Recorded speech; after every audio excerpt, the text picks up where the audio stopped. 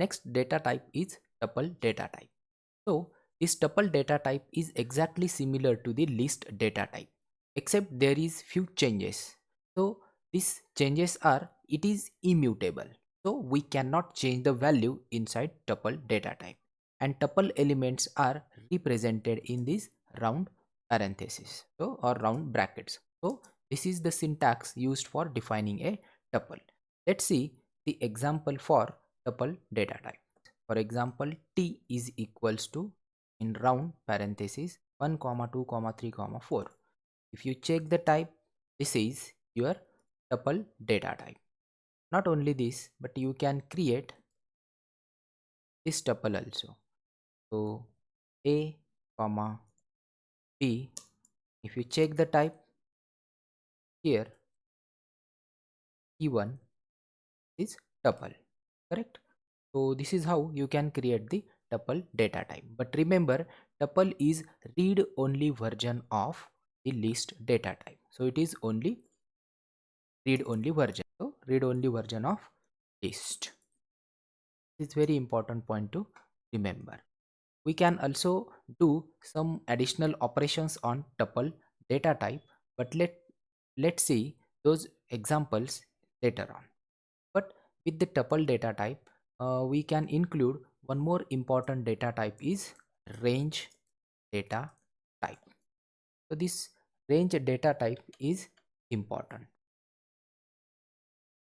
This one. So how range is useful? See. So range data type represents a sequence of numbers. So the sequence of numbers represented with this range data type are not modifiable. You cannot change this. So the simple example is, see, range of 10. This time you will get 0 comma 10. But let's see it with for I in range of 10, and simply I'm printing the I 0 to 9. Again it starts with 0 and ends with up to the 10. So that's why 9 is here. If we want up to the 10, then 11 should be there. We can define this range from even anywhere. So 5 to 11. Let's say for I in range of 5 comma 11. This time print the I, you will get it from 5 to 10. So last one is not skip, but it is up to there, the index one. So this is called a range data type. You can assign to this range data type to any variable also. So 5 comma 11. If you check the type of R, see it is range. So you can use this R here like this, I in R, and print is I. So it is similar one. So all these are the examples of range data type. So you can use this range data type anywhere where you need some range of data for example purposes.